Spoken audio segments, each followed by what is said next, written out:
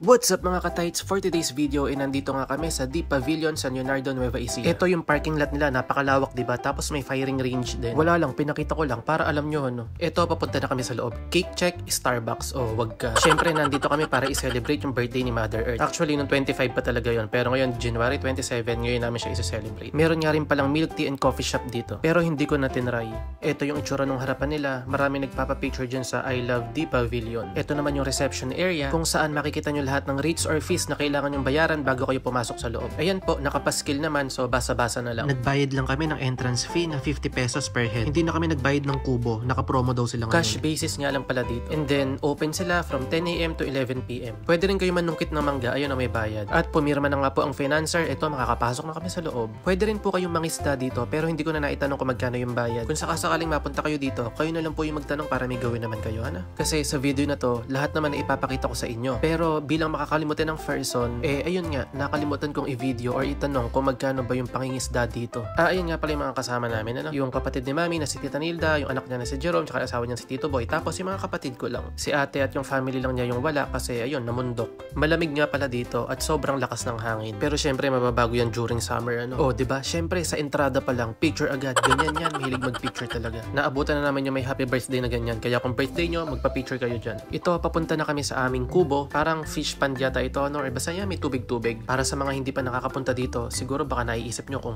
ano yung amoy dito. Okay naman, wala naman siyang amoy. Hindi siya mabaho, hindi siya amoy burak, hindi siya malansa. Kaaya-aya naman yung amoy niya. Wow, kaaya-aya. Pag pupunta nga pala kayo dito, make sure na isusuot nyo yung most comfortable shoes or chinelas ninyo, ha? Lalo sa mga babae, huwag na kayong magtakong at nako baka umipit-ipit yung takong nyo dyan. Kita nyo naman yung dinadaanan namin, di ba? Ang daming butas. Ultimo yung kubo na inuupuan namin, yung mga ilalim may butas. Yung nasa gitna na yan, dyan tumutugtog yung live band. Nag-i-start yata yung live band nila ng alas 6. Kakadating namin dito at ngayon ay 5:35 PM. Kaya ayun, nakita ko pa set up pa lang yung mga tutugtog. Kaya kung mahilig kayo sa kantahan, punta kayo dito ng 6 PM onwards. Pero kung gusto niyo mag-picture or Martin ng ganyan, ayan natalisod pa nga ano, nung walang masyadong tao, agahan nyo yung punta nyo.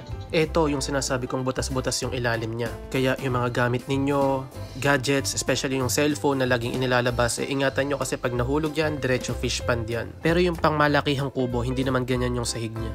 Cake check naman tayo. Syempre yung cake na to ay galing sa Starbucks, di ba nakita nyo naman. Pre-order ko siya sa Starbucks SM Cabanatuan kasi yun yung sabi ng Starbucks. Buti na lang nagtanong talaga ako ahead of time. Kung gusto nyo makabili ng isang buong cake na ganyan, kailangan pre-order siya. Tapos binayaran ko na rin ng buo nung time na nag-pre-order ako. Itinago ko na lang yung resibo para pag i-claim ko na siya. 1,680 nga pala itong isang buong cake na to. So habang nag-order sila, lilibot-libot muna ako para maipakita ko sa inyo ng buo yung lugar. Hindi ko na kasi dinala yung drone ko kaya wala tayong aerial shot for today's video. Ayan na lang siya, tingnan nyo. Diba? Napakalaki niya. Tapos ang daming kubo. Ang yaman siguro na may-ari nito. Tsaka kung mapapansin nyo, malinis siya. Wala kayong makikitang mga lumulutang-lutang sa tubig, ano? Kung napansin nyo si kuya na nakadilaw na lumusong dyan sa tubig, mababaw lang naman pala siya. Hindi pa lumampas ng Bewang hanggang Santolan Station lang, kung alam nyo ba. I-share ko na nga rin pala dito yung dadaanan ninyo, ha, bago kayo makapunta dito sa Deep Pavilion. Hindi ko kasi na-videohan Pero kung galing kayo ng Cabanatuan, makikita nyo naman siya. Left side,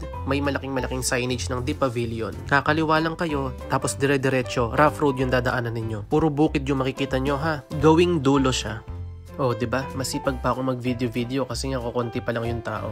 Tapos, eto na nga rin pala yung menu nila, gaya ng dati. Pause, screenshot, tapos i-zoom nyo na lang para mabasa ninyo. Kung interesado naman kayo makita kung ano yung in-order namin at kung nakamagkano kami, tapusin nyo yung video na to, ha. Syempre, lahat ipapakita ko sa inyo para magkaroon kayo ng idea kung makakamagkano ba kayo kung sakasakaling kayo naman yung magse-celebrate ng birthday dito or kahit kakain lang ba. Para rin makita ninyo kung ganong karami yung servings nila. Tapos, kayo nang bahalang mag-judge kung worth it ba sa presyo nila. Hanapin nyo na lang din yung Facebook account nila para makita nyo yung iba't iba pang details. Gawin nyo naman yung part nyo.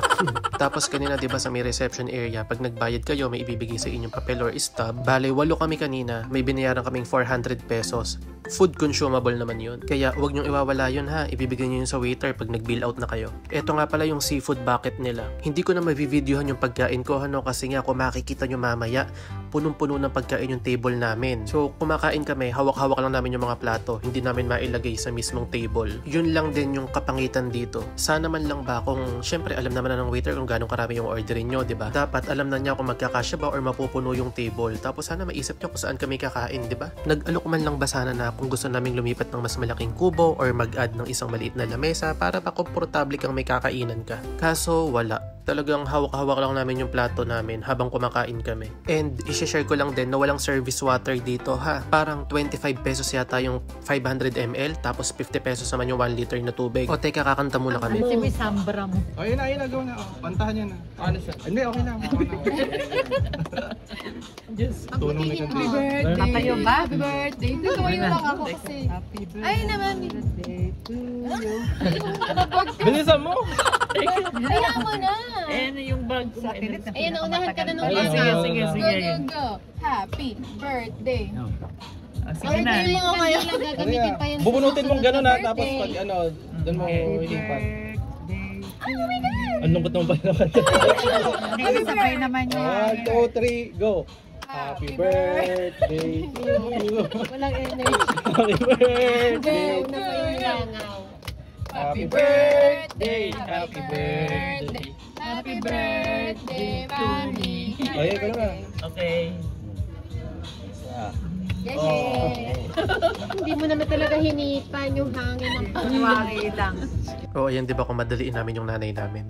So ayun na nga, balik na nga tayo sa tubig. Yung tubig nila dito, parang ni-refill lang nila. Basta malalaman nyo yung pagka-umorder kayo ng tubig dito. Bawal ding magdala ng water bottle na nabili outside. Pero pwede kayo magdala ng sarili nyong tubig basta naka-tumbler. So ayan yung mga pagkain namin ha. Kulang pa yan kasi may hinihintay pa kaming pansit. O di ba, hindi nakasya. Shoutout nga pala kay kuya na nagbigay sa amin ng kandila. Nakalimutan kong kunin yung pangalan niya. Wala kasing kasamang kandila yung cake ng Starbucks. Medyo malangaw nga pala. Tapos yung langaw, hindi siya basta langaw. Bangaw siya. Ito na yung itsura niya pagka maggagabi na at pag nakabukas na yung mga ilaw. Yung itsura para sa akin, okay naman siya. Maganda naman. Yung sa pagkain naman, okay lang siya. Yung sa seafood bucket, sa totoo lang, mas masarap pa yung ginawa ni Janelle tsaka ni Jessie nung nagpanggasinan kami. Yung pansit, medyo maalat. Yung pusit, okay naman. Normal lang siya. Yung crispy pata, okay lang din. Yung chop suey, sakto sa akin. Hindi maalat, hindi rin matabang. Yung sinigang na hipon, nakulangan ako ng konti sa asim. All in all, kung i-rate ko siya, mga 7 out of 10. Hindi na masama yun ha. Medyo namahalan lang ako kahit hindi naman ako yung nagbayad. Salamat nga pala kay Boncho, yung taga-video ko.